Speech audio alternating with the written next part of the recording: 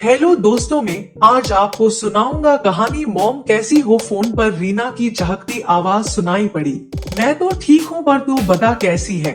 Mom वैसे तो सब ठीक है, पर गर्मी इतनी है कि कूलर की हवा में भी पूरी पूरी रात नींद नहीं आती। उमस के कारण पूरा बदन चिपचिपाता रहता है। गर्मी तो यहाँ भी बहुत है। मॉम, हम एसी लेने की सोच रहे हैं। यदि 10,000 आप दे दे तो बाकी हम अरेंज कर लेंगे। तुरंत उसने अपनी बात पर आते हुए कहा, बेटा तुम तो जानती ही हो कि अभी तुम्हारे विवाह पर इतना खर्चा हुआ है, लोन लिया है, उसे चुकाना है, ऊपर से सीमा की पढ़ाई का खर्च। ठीक है, तुम्हारे डैडी से बात करूंगी। कविता ने बात वहीं समाप्त करने की गर्ज से कहा, क्योंकि अगर वह ऐसा नहीं करती तो वह फोन पर ही वाद विवाद करने लगती। ठीक है मॉम, शाम को फिर बात करूंगी, लेकिन डैडी से पूछ जरूर लेना। रीना ने तुरंत उत्तर दिया। रीना ने फोन रख दिया था। एक बार फिर कविता की आंखों में सूनापन उतर आया। क्या हो गया है इस लड़की को, जो विवाह तय होते ही इतना बदल गई। लगभग आवश्यकता की हर वस्तु उन्होंने उसको दी है, और अब एसी की डिमांड। क्या उसे इतना भी एहसास नहीं है कि उसके माता पिता उसके विवाह में इतना खर्चा कहां से कर पाए हैं। यह सच है कि आज नई पीढ़ी की सोच में काफी परिवर्तन आया है। पुरानी पीढ़ी के विपरीत नई पीढ़ी अब भविष्य के नाम पर वर्तमान को कष्ट में नहीं बिताना चाहती। आज उसे पूरी गृहस्थी सजी सजाई चाहिए। शायद आज की पीढ़ी में धैर्य नाम की चीज ही नहीं बची है। इसमें बच्चों की भी कोई गलती नहीं है। माता पिता ही बचपन से बच्चों की हर इच्छा को पूरी करते हुए यह नहीं सोचते कि जीवन में जहाँ फूल हैं, वहाँ कांटे भी होंगे। एक दिन जब उन्हें अपनी जिंदगी शुरू करनी पड़ेगी, तब क्या वे इन कांटों को सह पाएंगे। सोचते हुए कविता ने एक लंबी सांस ली। विनीत ऑफिस तथा सीमा कॉलेज जा चुकी थी। करने को कुछ नहीं था आता। वह सदा की तरह बालकनी में पड़ी कुर्सी पर आकर बैठ गई। उसका सारा समय यही व्यतीत होता है। वह यहीं बैठकर अखबार पढ़ने के साथ सिलाई बुनाई कढ़ाई तथा क्रोशिये का काम भी किया करती है। अपनी बनाई चीजों से घर को सजाना उसकी हॉबी है। सामने पार्क है, हरियाली तो मन मोहती ही है। पार्क की चहल पहल में वह न केवल अपनी सारी परेशानियां भूल जाया करती है, वरन अकेलापन भी नहीं महसूस होता है तथा काम भी हो जाता है। पर आज कुछ भी करने का मन नहीं कर रहा था। टेबल पर रखा अखबार उठाकर पढ़ना चाहा, पर रोज की वही मार काट तथा उठापटक वाली राजनीति से भरे अखबार में भी उसका मन नहीं लगा। स्वयं को तनाव मुक्त करने के प्रयत्न में वह कुर्सी पर अधलेटी मुद्रा में लेट गई। न चाहते हुए भी अतीत और वर्तमान की किताब के पन्ने बार बार उनकी आंखों के सामने उड़-उड़ उसे बेचैन करने लगे। रीना और सीमा उसकी बेटियां हैं। प्रारंभ से ही वह उनकी हर इच्छा पूरी करने का प्रयत्न करती रही है। चाहे स्कूल द्वारा आयोजित पिकनिक हो या एजुकेशन टूर के नाम पर बने देश भ्रमण के टूर, उसने उन पर कभी कोई पाबंदी नहीं लगाई। यहाँ तक कि उनकी इच्छा पूर्ति हेतु उन्हें अपनी अनेक आवश्यकताओं में कटौती करनी पड़ी, फिर भी अफसोस नहीं हुआ, वरन यह सोचकर खुश होती रही कि वह अपना कर्तव्य का भली भांति निर्वहन कर रही है, जिसके कारण उसकी बच्चियां स्वस्थ और स्वतंत्र वातावरण में पल रही हैं। आखिर बचपन की छोटी छोटी बातें ही तो बच्चों के मन में कुंठा पैदा करती हैं। वह पैसों की कमी के कारण उनके मन में कोई ही न भावना या कुंठा उत्पन्न नहीं होने देना चाहती थी। जब घर में पहला कूलर आया तो पहले उसने बच्चों के कमरे में लगवाया, बाद में अपने। वर्षों बाद जब एसी खरीदने का विनीत का मन बना, तब पहला एसी भी उसने रीना और सीमा के कमरे में यह सोचकर लगवा दिया कि कहीं उनके मन में यह न आए कि मम्मा पापा तो एसी में सो रहे हैं और हम कूलर में। अपनी इसी सोच के कारण उनके मैट्रिक करते ही उसने उनको बाइक खरीदवा दी थी, जिससे वे ठीक से पढ़ पाए, वरना कहीं ऐसा न हो कि कॉलेज और ट्यूशन करने में, साइकिल से आने जाने में थकान के कारण उनकी पढ़ाई बाधित होने लगे। वह सोच नहीं पा रही थी कि उसकी परवरिश में कहाँ कमी रह गई, जो रीना उसे समझाना ही नहीं चाह रही है। अब महसूस हो रहा था कि माता पिता को बच्चों की मांग को पूरा करते समय यह एहसास दिलाना भी आवश्यक है कि जिस चीज की उसने मांग की है, क्या वह उसके लिए आवश्यक है या वह दूसरों की देखा देखी उसको लेना चाह कर रहा है। इसके साथ ही अपनी आर्थिक स्थिति से भी उन्हें अवगत कराते रहना चाहिए, जिससे वे अपनी अनुचित मांगों पर अंकुश रख सके। प्रारंभ से ही हर अभाव से उन्हें दूर रखने के प्रयत्न के कारण ही रीना और सीमा थोड़ी स्वार्थी, ईर्ष्यालु और आत्मकेंद्रित होती चली गई थी। अपनी हर इच्छा पर उसकी सहमति की मुहर लगवाने की उनकी आदत पड़ गई थी, पर वह यह सोचकर उनकी इच्छा के आगे झुकती गई कि वे अभी बच्ची है। अगर वे अपनी मांगे उसके सामने नहीं रखेंगी तो और किसके सामने रखेंगी। धीरे धीरे उनकी लालसा बढ़ती गई। उससे परेशान होकर कभी कभी उनकी ऐसी जिद जिसका पूरा करना उस समय उसके लिए संभव नहीं होता था, वह उन्हें यह कहकर समझाने का प्रयास करती कि बेटा इस समय तो यह संभव नहीं है, बाद में दिलवा देंगे, या थोड़ी बहुत जो बचत कर रहे हैं वह तुम्हारे लिए ही तो कर रहे हैं, या हमारा जो है वह तुम दोनों का ही तो है। इस पर वे कहती, मामा अगर हमारा ही है तो अभी हमारी इच्छा पूरी करवा दीजिए, न बाद में पता नहीं आवश्यकता हो भी या न हो।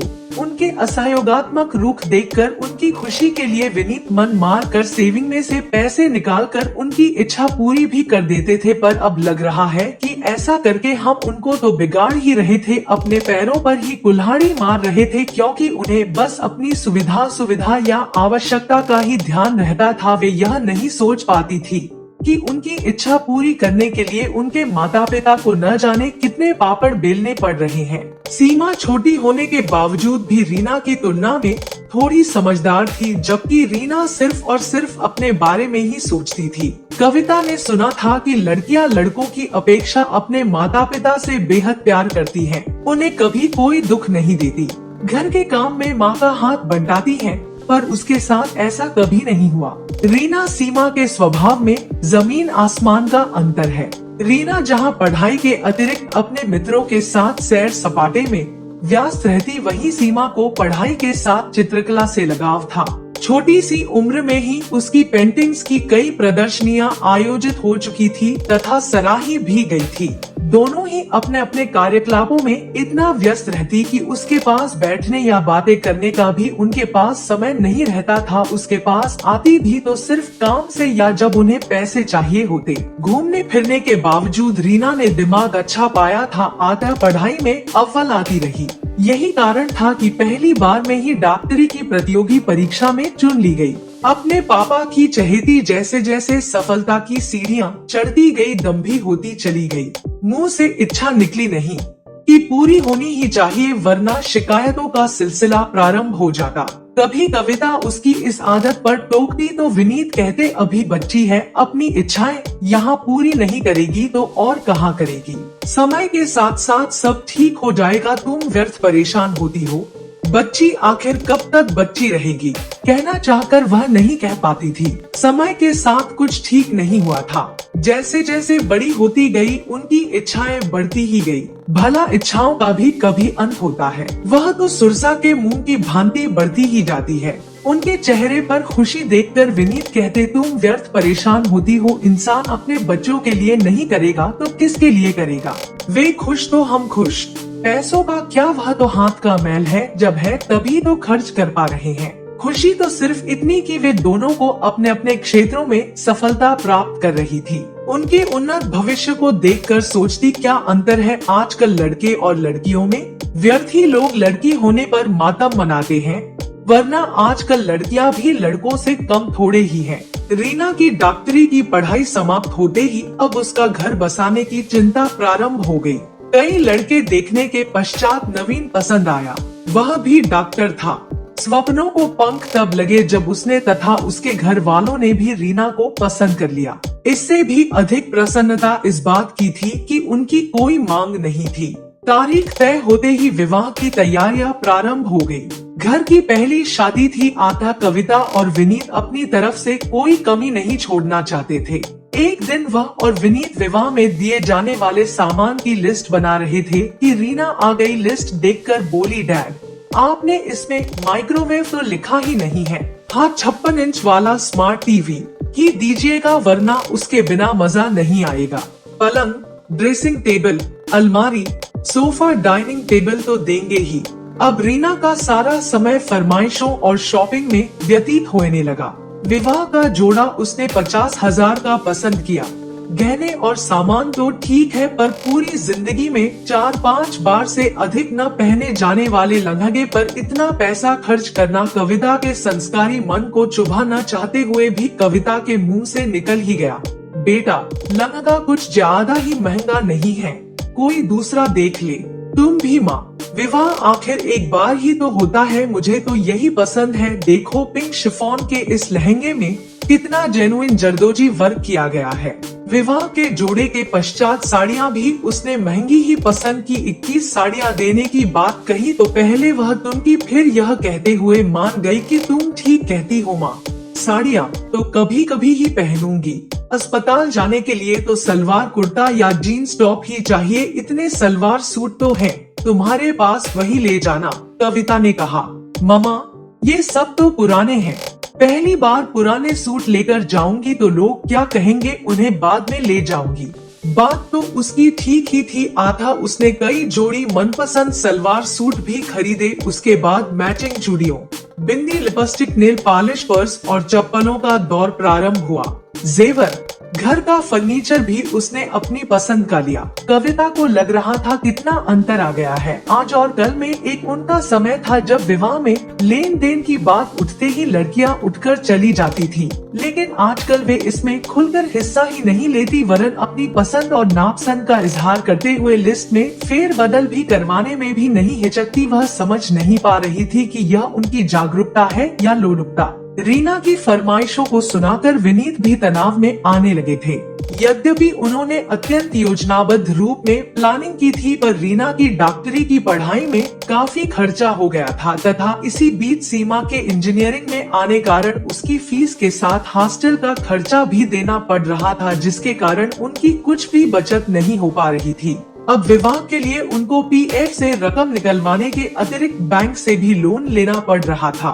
रीना के विवाह पर होते खर्च को देखकर कविता को ये महसूस हो रहा था कि लोग सच ही कहते हैं कि लड़के लड़की में अंतर होता है। लड़की की पढ़ाई में तो खर्चा होता ही है, विवाह में भी खर्चा करना ही पड़ता है। लड़के के विवाह में खर्च किया पैसा घर में ही रह जाता है, जब एक लड़की के विवाह में भरा घर भी खाली हो जाता है। शायद इसीलिए लड़की के होने पर मातम मनाया जाता रहा है। अचानक उसे स्वयं अपने विचारों पर वितृष्णा हो आई। किस जमाने की बात सोच रही है, वह जो कुछ दे रही है रीना के सुख के लिए ही तो दे रही है, फिर अफसोस क्यों? बार बार मन को समझाती, पर फिर भी ना जाने क्यों रीना की नित नई फरमाइश सुनकर मन बिदक उठता। कैसी लड़की है यह जो सिर्फ अपने बारे में सोच रही है। उसे इस बात का एहसास क्यों नहीं है कि उसके पिता विवाह के लिए इतनी बड़ी रकम कहां से जुटा पा रहे हैं। पैसे कोई पेड़ों पर तो उगते नहीं है कि जितने चाहो तोड़ लो। उसकी नित नई फरमाइश सुनकर एक दिन सीमा भी बोल उठी, दीदी ने तो ऐसी लूट मचा रखी है मानो फिर कभी कुछ मिले या न मिले। उस समय उसने सीमा को टोक दिया था, पर उसने जो कहा वही तो उसके मन में भी चल रहा था। तो क्या आज लड़कियां स्वयं भी दहेज चाहने लगी है? बार बार यह प्रश्न उसके मनमस्तिष्क को मथने लगा था। शायद आज का युवा वर्ग अपनी गृहस्थी को तिनका तिनका जोड़कर सजाने में विश्वास नहीं रखता।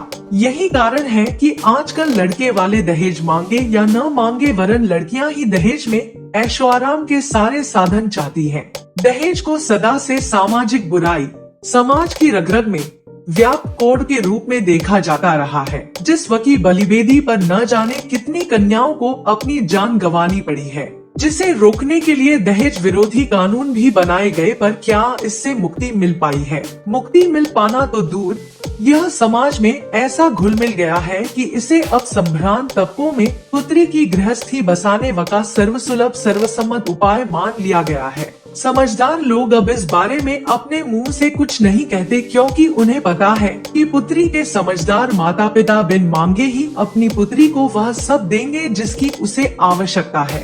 शायद यही कारण है कि रीना की ससुराल वालों ने इस संदर्भ में उनसे कुछ नहीं कहा, पर रीना उनकी अपनी बेटी का व्यवहार देखकर कविता को लग रहा था कि कहीं दहेज युवा पीढ़ी की परिवर्तित सोच के कारण सामाजिक मान्यता न प्राप्त कर ले। विवाह का दिन भी आ गया। गुलाबी जोड़े में सजी रीना परी सी लग रही थी। किसी की नजर न लग जाए इसलिए उसने उसके कान के पीछे एक काला तिल बना दिया था। उसे ऐसा करते देख रीना खूब हंसी थी। विवाह की सारी रस्में हंसी खुशी निपट गई। रीना और नवीन की परफेक्ट जोड़ी को देखकर जब नाते रिश्तेदार और अड़ोसी पड़ोसी उसे बधाई देने लगे तो वह गर्व से भर उठी थी। हंसते खिलखिलाते माहौल में वह अपनी सारी चिंताएं भूल गई थी। विदाई की बेला भी आ गई। अचानक हंसी खुशी से भरा माहौल बोझिल होने लगा था, पर कविता ने स्वयं पर काबू रखा था। उसकी मान्यता रही थी कि बेटी को रोते रोते नहीं वरन हंसते हुए विदा करना चाहिए। जब हम हंसी खुशी विवाह की सारी रस्मों को निभा रहे हैं तो रोना क्यों? विदा के समय बेटी अच्छी यादों को लेकर जाए, न कि माता पिता के आंसू से भरे चेहरे को। जब जब उसे वे चेहरे याद आएंगे तो क्या उसका मन नहीं दरकेगा? अपनी इसी मनस्थिति के कारण विदा के समय वह यत्नपूर्वक आंसुओं को पीती रही पर उन्हें बहने नहीं दिया। विदा के समय गले लगती बेटी को ढाढ़स बंधाने के बजाय विनीत भी फक कर रो पड़े थे, किंतु कविता रीति आंखों से पुत्री को विदा होते और इसी के साथ इस कहानी की है यह हैप्पी एंडिंग होती है। मिलते हैं अगली वीडियो में, तब तक के लिए गुड बाय। आप सभी का बहुत बहुत धन्यवाद इस वीडियो को देखने के लिए।